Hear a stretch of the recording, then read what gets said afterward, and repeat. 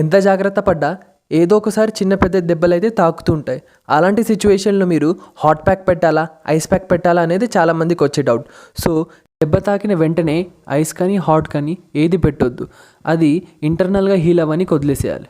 ఇంకా స్వెల్లింగ్ అని వస్తే దాని అర్థం మీకు ఇంటర్నల్గా ఇంజురీ అయిందని. అది ఇంకా ఫర్దర్గా పెద్దగా అవ్వద్దనే మన బాడీ ఆటోమేటిక్లీ ఆ ఏరియాలో ఫ్లూయిడ్స్ అనేటివి రిలీజ్ చేస్తుంది, ఒక ప్రోటోకాల్ లాగా దాన్ని కాపాడుకోనికి.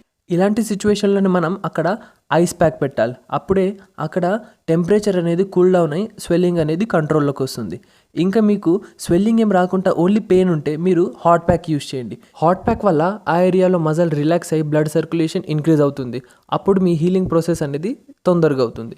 హాట్ ప్యాక్ అయినా ఐస్ ప్యాక్ అయినా ఎక్కువ వాడొద్దు, ఎందుకంటే వీటి వల్ల వచ్చే రిలీఫ్ అనేది టెంపరీయే. మేజర్గా మీకు హీలింగ్ ప్రాసెస్ అనేది ఇంటర్నల్గానే అవుతుంది. రేపటి వీడియోలో మళ్ళీ కలుద్దాం. అప్పటిదాకా స్టే హ్యాపీ, స్టే హెల్దీ.